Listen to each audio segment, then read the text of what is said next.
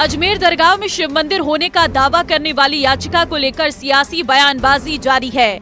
पूर्व उपनेता प्रतिपक्ष राजेंद्र राठौड़ ने कहा है कि अजमेर दरगाह में मंदिर होने के दावे को बढ़ चढ़कर दिखाया जा रहा, जबकि केवल उसमें अभी नोटिस जारी किए गए हैं और पक्षकार से जवाब मांगा गया है। ये बात चाय के प्याले में तूफान की तरह बताई जा रही है। इस बात को आगे नहीं बढ़ाना चाहिए। कोर्ट का जो भी निर्णय होगा वो सबको मानना चाहिए। मैं समझता हूँ कि जो सूफी संत साहब की दरगाह का मामला है, अभी तो कोर्ट ने नोटिस दिए हैं, अभी वो एडमिशन की स्टेज पर ही है। दावा पेश किया गया कि यहाँ पहले कोई भगवान शंकर का मंदिर था। दावा पेश करने के लिए हर भारतीय को कॉन्स्टिट्यूशनल में राइट है कि वो अदालत में जाकर अपना नियमों के अनुसार दावा कर सकता है। दावा पेश हुआ। प्रत्युत्तर में न्यायालय ने उन नोटिस जारी करके सब लोगों से, पक्षकारों से पूछा है कि इसमें सच्चाई क्या। अभी तो एडमिशन भी नहीं हुआ, इसलिए चाय के प्याले में तूफान जैसी बात है। अभी इस बात को मैं समझता हूँ आगे नहीं बढ़ाना उचित होगा। न्यायालय का निर्णय जो कोई भी हो वो उस न्याय, क्योंकि हम सब लोग न्यायिक व्यवस्था के से प्रतिबद्धता के साथ बंधे हुए हैं, उस निर्णय को सबको मानना चाहिए। पर अभी कोई ऐसी बात ही नहीं है बुनियादी तौर पर। तो वहीं केंद्रीय मंत्री भागीरथ चौधरी ने कहा कि कोर्ट का सभी को सम्मान करना चाहिए। हर नागरिक को कोर्ट में अपनी मांग रखने का हक है। न्यायपालिका में सभी को याचिका लगाने का अधिकार। कोर्ट पर सबको भरोसा करना चाहिए। दावा करने का अधिकार है सबको और कोर्ट फैसला लेगी कि आखिर क्या करना है। क्यों कोर्ट के संज्ञान में है तो कोर्ट क्यों है, हम न्यायपालिका में विश्वास करते हैं और जो कोर्ट फैसला देगी वो सबको मानना चाहिए। जो कोर्ट ने जो कोर्ट में दावा प्रस्तुत किया है और उन्होंने इसको मंजूर किया है तो कोर्ट क्या फैसला देती है, क्योंकि हम न्यायपालिका पर भरोसा करते हैं। न्यायालय जो फैसला देगी वो सबको मंजूर करेगी। उधर हैदराबाद सांसद असुद्दीन ओवैसी ने कहा है कि वर्शिप एक्ट को सीधे लागू करना चाहिए। ये गलत है। ये इससे देश मजबूत नहीं होगा। ये देश के हित में काम नहीं हो रहा। जो प्लेसेस ऑफ वर्शिप एक्ट है उसको फॉलो करने की जरूरत है। दरअसल अजमेर की ख्वाजा मोइनुद्दीन चिश्ती की दरगाह में संकट मोचन महादेव मंदिर होने का दावा करने वाली याचिका 27 नवंबर को अजमेर सिविल कोर्ट ने स्वीकार कर ली थी। हिंदू सेना के राष्ट्रीय अध्यक्ष विष्णु गुप्ता की ओर से याचिका लगाई गई है। इसे लेकर सिविल कोर्ट ने अल्पसंख्यक मंत्रालय, दरगाह कमेटी अजमेर और भारतीय पुरातत्व सर्वेक्षण विभाग यानी ASI को नोटिस भेजा है। याचिका में रिटायर्ड जज हरविलास सारदा की 1911 में लिखी किताब अजमेर हिस्टोरिकल एंड डिस्क्रिप्टिव का हवाला देते हुए दरगाह के निर्माण में मंदिर का मलबा होने का दावा किया गया है।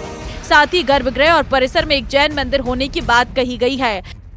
फिलहाल दोनों पक्षों की ओर से किए जा रहे दावों के बीच मामले में अगली सुनवाई 20 दिसंबर को होगी।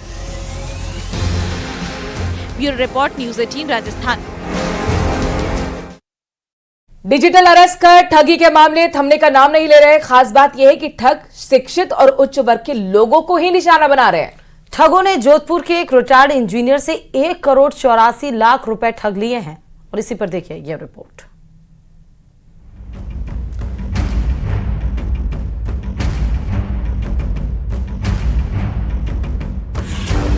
बस फोन उठाने भर की देर थी, ठगों ने ऐसा जाल फेंका कि रिटायर्ड इंजीनियर नरेश बैरवा पूरी तरह से उलझ गए। बैरवा बताते हैं कि उनके पास 25 नवंबर को एक फोन आया। सामने वाले व्यक्ति ने बताया कि उनके मोबाइल की वैलिडिटी 2 घंटे में खत्म होने वाली है। अगर वो इसे कंटिन्यू करना चाहते हैं तो 9 नंबर डायल कर इसकी जानकारी दें। 9 नंबर डायल करने पर उन्हें जो सुनने को मिला उससे उनके पैरों तले जमीन खिसक गई। मैंने नंबर बताया, किसी से बात की तो उसने बताया कि मेरा आधार नंबर यूज करके किसी ने मुंबई में एक मोबाइल नंबर लिया जिससे वो कुछ गलत एक्टिविटीज कर रहा है, हरासमेंट वगैरह कुछ कर रहा है, मनी एक्सट्रैक्शन कुछ कर रहा है और उस नंबर के अगेंस्ट में FIR हो गई है। और उसने जो अल्टरनेटिव नंबर जो है वो मेरा ये नंबर दिया है, इस नंबर पे टेलीफोन रेगुलेटरी का फोन आया। ठगों ने नरेश बैरवा को मुंबई पुलिस से बात कराने का झांसा दिया। इसके बाद तो बैरवा पूरी तरह से उनके चक्रव्यूह में फंस गए थे। आगे की कहानी खुद पीड़ित की जुबान। उसके बाद वो बताया कि आपके अगेंस्ट में कोई मनी लॉन्ड्रिंग का भी कोई केस पड़ा हुआ RBI का। मैंने कहा सर मेरे को तो मनी लॉन्ड्रिंग का कुछ पता नहीं है। कहता नहीं वो एक मनी लॉन्ड्रिंग का केस है और आपको अरेस्ट कर लिया जाएगा या आपके प्रॉपर्टी वगैरह चीज हो जाएगी। वो शुरू कर दिया उन्होंने। वो मतलब बहुत डर गया और कहता है कि आपकी लाइफ को थ्रेट है, आप कल को अरेस्ट हो जाएंगे, आपकी फैमिली को थ्रेट हो जाएगा। इस तरह करके उन्होंने पूरा 25 तारीख पूरी निकाल दी। फिर 26 तारीख को भी यही सब कार्यक्रम चलता रहा। 5 दिनों तक डिजिटल अरेस्ट कर ठगों ने बैरवा से 1 करोड़ 84 लाख रुपए ठग लिए। देखिए 25 तारीख को शुरू हुआ, 25, 26 2 दिन तो चलता रहा। डिजिटल तो कंटिन्यूस अरेस्ट रहा। 25, 26 तो पूरा टॉर्चर किया, ये सब गंदी गंदी बातें करते रहे, वो जेल ले जाएंगे, ये कर देंगे, हरास कर देंगे और आपको जान को खतरा है, फैमिली को खतरा है। फिर 27 तारीख से पैसा देना शुरू हुए, 3 मतलब 11 चेक दिए, 27 को 3 दिए, फिर 28 को 3-4 दिए, फिर 29 को 3-4 दिए। खास बात यह है कि बदमाश ने ही पीड़ित के भाई को बताया कि उसके बड़े भाई के साथ साइबर क्राइम हो गया है।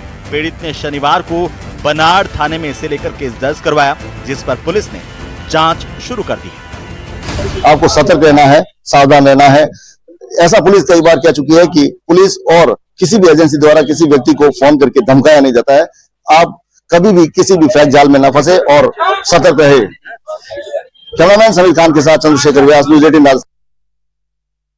राजस्थान सरकार के आबकारी विभाग का एक बाबू इतना बड़ा ठग निकला कि उसने अपने ही महकमे को 8.5 करोड़ रुपए से ज्यादा का चूना लगा दिया।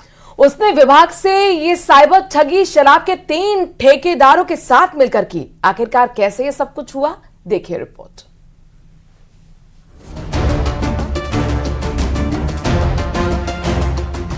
आबकारी विभाग का बाबू बना महाठग। महकमे को 8.5 करोड़ का लगाया चूना। 3 शराब ठेकेदारों के साथ मिलकर किया फ्रॉड।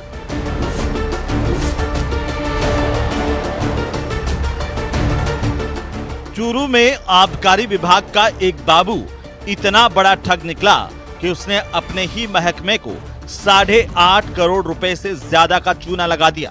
उसने विभाग से ये साइबर ठगी शराब के 3 ठेकेदारों के साथ मिलकर की। इस ठगी का खुलासा हुआ तो महकमे में हड़कंप मच गया।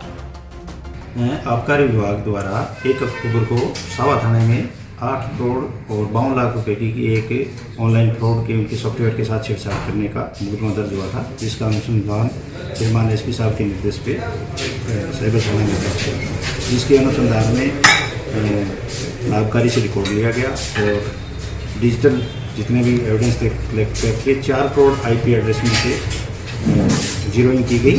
उसके बाद में आज कल रात्रि को 4 मुलजिम अरेस्ट किए गए हैं, जिसमें एक आबकारी विभाग का बाबू है और 3 प्राइवेट ठेकेदार। इस शातिर बाबू ने आबकारी सॉफ्टवेयर के एडजस्टमेंट हेड में छेड़छाड़ कर ये फ्रॉड किया है। चूरू जिला आबकारी अधिकारी कार्यालय से लाइसेंसियों के खाते में 8 करोड़ 52 लाख रुपए ट्रांसफर किए गए थे। चालू वित्तीय वर्ष 2024-25 में अप्रैल से जुलाई तक 4 माह में 4.5 करोड़ का फ्रॉड किया गया, जबकि वित्तीय वर्ष 2023-24 में करीब 4 करोड़ का फ्रॉड हुआ। 1 अक्टूबर 2024 को आबकारी निरीक्षक विद्याधर ने साहवा थाने में केस दर्ज करवाया था। मामला ऑनलाइन फ्रॉड का होने की वजह से इसकी जांच चूरू के साइबर थाने को दी गई। साइबर थाना ने आबकारी कार्यालय से रिकॉर्ड और डिजिटल एविडेंस कलेक्ट किए। करीब 4 करोड़ आईपी एड्रेस खंगाले गए। इसके बाद साइबर थाना पुलिस ने आबकारी विभाग के एलडीसी अजय कुमार को गिरफ्तार किया। अजय कुमार साल 2016 से चूरू जिले के राजगढ़ सर्किल में कार्यरत है। उसने आबकारी सॉफ्टवेयर में छेड़छाड़ कर चूरू जिले की 29 दुकानों के जरिए ये फ्रॉड किया। इस फ्रॉड में अभी काफी लोगों के गिरफ्तार होने की उम्मीद है। माना जा रहा है कि इस फ्रॉड में आबकारी विभाग के अधिकारी भी शामिल हो सकते हैं। एक्चुअली में क्या है कि आबकारी का एक सॉफ्टवेयर बना हुआ है, जिसके में एक एडजस्टमेंट हेड होता है। उसके अंदर एक वेबसाइट ड्यूटी होती है और एक डीएलआर। उन्होंने इन 2 हेड में छेड़छानी करके विभिन्न अलग अलग करके 29 दुकानों पे इन्होंने उसको क्रेडिट किया गया। उसी से उन्होंने माल उठाया और इस तरह से उन्होंने लगभग 8.5 करोड़ रुपये का फ्रॉड किया था। चूरू जिला आबकारी अधिकारी कार्यालय में 8.5 करोड़ के गबन मामले में साइबर थाना पुलिस ने आबकारी एलडीसी अजय कुमार, सिद्धमुख के बीरमी गांव निवासी राजकुमार, हमीरवास के विकास यादव और रतनगढ़ के नौसरिया गांव निवासी नरेंद्र को गिरफ्तार किया है। इन चारों आरोपियों से पूछताछ में इस महाठगी में शामिल अन्य चेहरे भी बेनकाब होंगे। न्यूज 18 राजस्थान के लिए चूरू से मनोज शर्मा की रिपोर्ट। और चलिए अब बात कोटा से बड़ी खबर की कर लेते हैं, जहां युवकों को नहर किनारे शराब पार्टी करना भारी पड़ गया है। अचानक संतुलन बिगड़ने से नशे में नहर में 2 मजदूर गिर पड़े। देर शाम को नहर किनारे मिली चप्पलें और शराब की बोतल, दोनों के शवों को MBS अस्पताल की मोर्चरी में रखवाया गया है। दर्दनाक हादसा हुआ। ये यूं कहें कि युवकों को नहर किनारे शराब पीना काफी भारी पड़ गया। शराब पार्टी चल रही थी नहर के किनारे, अचानक दोनों का ही संतुलन बिगड़ गया और दोनों गिर गए नहर में। देर शाम को किनारे नहर के चप्पलें मिली, शराब की बोतल्स मिली और शवों को अब निकालकर MBS अस्पताल की मोर्चरी में रखवा दिया गया है। रेलवे कॉलोनी थाना पुलिस मामले की जांच में जुटी हुई है।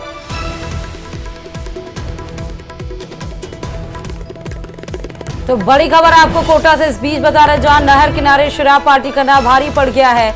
अचानक से संतुलन बिगड़ने से नशे में नहर में गिर गए और नहर किनारे मिली चप्पलें, बोतलें, ये सब जानकारी नहर किनारे मिली है। हालांकि शवों को निकालकर MBS अस्पताल की मोर्चरी में रखवा दिया गया है। परिवारजनों को सूचना दे दी गई है। रेलवे कॉलोनी थाना पुलिस पूरे मामले की जांच में जुटी हुई है।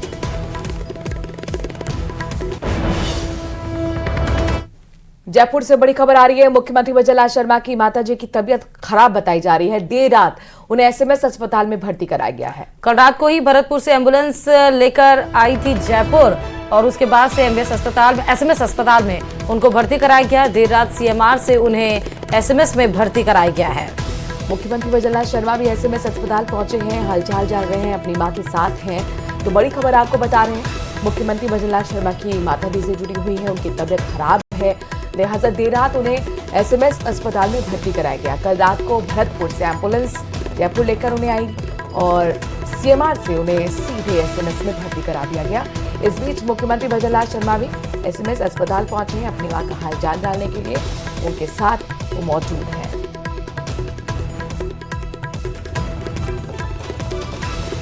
और चलिए अब बात जालौर से बड़ी खबर की, जहां 14वें दिन भी किसानों का महापड़ाव जारी है। प्रदर्शन लगातार जारी है। कलेक्ट्रेट के बाहर किसान डटे हुए हैं। जवाई नदी के पानी को लेकर ये पूरा महापड़ाव चल रहा है। महापड़ाव को 32 संगठनों का समर्थन अब तक मिल चुका है। हर रोज कई किसान यहाँ पर कलेक्ट्रेट के बाहर प्रदर्शन करते हैं। सर्द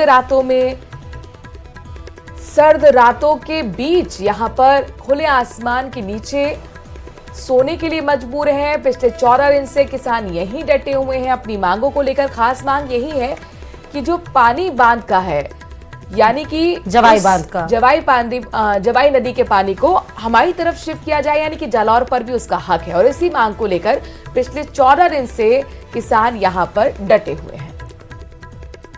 बता दें कि सांसद और विधायक पे आरोप भी लगाया गया है वादा खिलाफी का, और वहीं पर खाना खा रहे हैं, वहीं पर प्रदर्शन कर रहे हैं। सर्दी का मौसम भी है, कई सारे किसानों की तबीयत भी खराब हो चुकी है। 14 दिन हो चुके हैं, लेकिन अभी भी किसान पीछे हटने को तैयार नहीं है। वजरलाल सरकार जबरन धर्मांतरण के खिलाफ बिल लाएगी। बीजेपी ने इस बिल का स्वागत किया है। राज्यसभा सांसद घनश्याम तिवारी ने कहा कि भारत में धर्मांतरण बड़ी समस्या रही है और बिल के आने से लोग प्रलोभन, डर दिखाकर किसी को धर्मांतरण नहीं कर सकेंगे। बीजेपी प्रवक्ता लक्ष्मीकांत भारद्वाज ने कहा कि धर्मांतरण के खिलाफ कठोर कानून लाया जा रहा है, इससे धर्मांतरण पर रोक लगेगी। 2024 अवैध धर्मांतरण के खिलाफ राजस्थान सरकार एक बिल लेकर आ रही है। ये बिल बहुत से राज्यों में है, लेकिन राजस्थान में इस बिल का जो प्रावधान है वो अत्यंत व्यापक है और व्यापक दृष्टिकोण वाला है। धर्मांतरण भारत में बहुत लंबे साल से एक बहुत बड़ी समस्या रही है। अब भारतीय जनता पार्टी की वजरलाल सरकार ने ये काम तय किया है। मैं उनको धन्यवाद देता हूं और पार्टी की तरफ से उनके इस कदम का स्वागत करता हूं। राजस्थान की कैबिनेट ने कल धर्मांतरण के खिलाफ एक कानून को पास किया है और ये जल्द ही राजस्थान की विधानसभा में आएगा। उसके बाद ये कानून का रूप लेगा। राजस्थान में जिस तरीके के मामले सामने आ रहे होते हैं, खासतौर पर ट्राइबल एरिया में जिस तरीके से हमारे जनजाति बहुल क्षेत्र में कुछ लोग धर्म परिवर्तन का एक अभियान चला रहे थे पिछले कुछ वर्षों से, उसके खिलाफ एक सख्त कानून राजस्थान की सरकार ने बनाने की तैयारी की है और उसमें ऐसे कठोर प्रावधान किए हैं जो इस कानून के तहत ऐसे कृत्यों को रोकने का काम करेगा। और चलिए अब बात जयपुर से बड़ी खबर की कर लेते हैं, जहां धर्मांतरण कानून पर बोले हैं पूर्व मंत्री प्रताप सिंह खाचरियावास। असफलताओं को छुपाने के लिए सरकार ला रही है धर्मांतरण बिल। सरकार को जनता में कुछ काम करने का संदेश देना था। अस्पतालों में दवाई नहीं है, कॉलेज में टीचर नहीं है, कानून व्यवस्था पूरी तरह से चौपट हो गई है। कई मुद्दों को लेकर यहां पर घेरते हुए नजर आए प्रताप सिंह खाचरियावास, सुनिए। राजस्थान में पहले से धर्मांतरण बिल है और धर्मांतरण पर राजस्थान में रोक है। धर्मांतरण विरोधी बिल जब पहले से है तो राजस्थान की सरकार ये बिल क्यों लेकर आई है? सिर्फ इसलिए लेकर आई है कि एक वर्ष में राजस्थान की बीजेपी की सरकार फेल होगी। बीजेपी की सरकार अपनी असफलताओं से ध्यान हटाने के लिए धर्मांतरण विरोधी बिल लेकर आई है। बीजेपी कितनी भी कोशिश कर ले, लेकिन पूरे राजस्थान की जनता को पता है ना तो स्कूल में बच्चों को दूध मिल रहा है, ना ड्रेस मिल रही है, ना पेंशन मिल रही है, चिरंजीवी योजना बंद हो गई है, अस्पताल में दवाई नहीं है, हर जगह सरकार फेल है। नया कोई काम किया नहीं सरकार ने, जबरदस्त करप्शन है, कानून व्यवस्था चौपट है। इसके बावजूद बीजेपी ये धर्मांतरण विरोधी बिल इसलिए लेकर आई है कि जिससे बीजेपी अपनी असफलताओं से और मुद्दों से ध्यान हटा सके, इसलिए बीजेपी ये बिल लेकर आई है। लेकिन ये जो षड्यंत्र बीजेपी कर रही है असफलताओं से ध्यान हटाने का, उसमें बीजेपी सफल नहीं होगी। कुंभलगढ़ फेस्टिवल का आगाज हो चुका है जो 3 दिन तक चलने वाला है। कुंभलगढ़ फेस्टिवल में राजस्थान के इतिहास, संस्कृति की झलक देखने को मिलेगी। रंगीन परंपराओं का एक अद्भुत संगम भी यहां पर देखने को मिलेगा।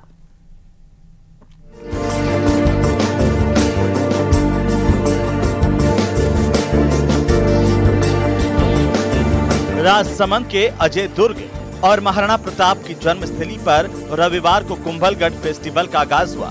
वहीं यज्ञ वेदी चौक में फेस्टिवल का शुभारंभ किया गया, जहां पर टूरिज्म डिपार्टमेंट की डिप्टी डायरेक्टर शिखा सक्सेना ने दीप प्रज्वलित कर कार्यक्रम की शुरुआत की। इस दौरान ढोल बजवाकर कार्यक्रम का आगाज हुआ। वहीं हल्लापोल से लेकर कुंभलगढ़ फोर्ट तक शोभा यात्रा निकाली गई। दूसरी तरफ लोक कलाकारों ने रंगारंग प्रस्तुतियां दी। ढोल नगाड़ों की थाप पर कलाकार झूमते नजर आए। का आगाज किया जा चुका है और ये 3 दिवसीय फेस्टिवल रहेगा जो जिला प्रशासन, राजसमंद और पर्यटन विभाग के सहयोग से किया जा रहा है। तो हमने आगाज किया है वो एक नए तरीके से किया है। आज हम हमारे द्वारा प्रताप चौराहे से लेकर के दुर्ग तक एक शोभा यात्रा का आयोजन किया है। उसके अलावा सभी जो कलाकार हैं वो सभी एक जिप्सी में ऐसा माहौल बनाया गया जैसे कि एक बहुत शानदार इतिहास दोहराया जा रहा हो। हमारे लोक कलाकारों की प्रस्तुति आयोजित की है और इसमें कई तरह के कलाकार हैं, लोक कलाकार जो आप देख सकते हैं, कालबेलिया, सहरिया और बाकिया, इन्होंने बहुत अच्छा परफॉर्म किया है। दुर्ग परिसर में दिन भर सांस्कृतिक कार्यक्रमों का आयोजन किया गया, जहां पर पर्यटकों के लिए यह आकर्षण का केंद्र बना रहा। सांस्कृतिक कार्यक्रम में सहरिया डांस, गैर नृत्य, कालबेलिया नृत्य, घूमर, बहरूपिया, मांगणियार, भवई नृत्यों की प्रस्तुतियां दी गई। पर्यटन विभाग की उपनिदेशक शिखा सक्सेना ने बताया कि फेस्टिवल में पहली बार नवाचार करते हुए शोभा यात्रा निकाली गई। It's a very exciting, very beautiful place and ये डांस भी बहुत अच्छा है। जैसे पहला दिन ही है आज फेस्टिवल का और we enjoy a lot. It's a very good, folk dance and वहीं इस 3 दिवसीय कुंभलगढ़ फेस्टिवल में रोज पर्यटकों के लिए सांस्कृतिक और पारंपरिक खेलों का आयोजन भी किया जाएगा। तो वहीं शाम को कई राज्यों से आए कलाकार रंगारंग प्रस्तुतियां देंगे।